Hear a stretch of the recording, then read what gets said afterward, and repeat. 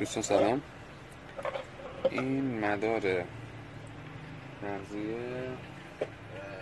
بود کنه، دستگاه دو فاز شده برقاشون. این دستگاه سوخته.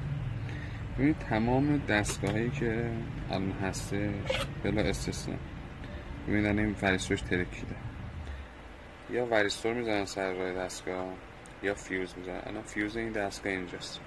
حالا بعضی وقتا اینا رو هم نداره، رو خود ترانسه.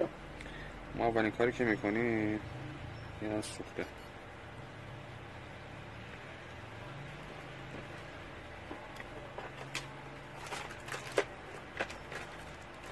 یه فیوز جایگزین نمیکنیم.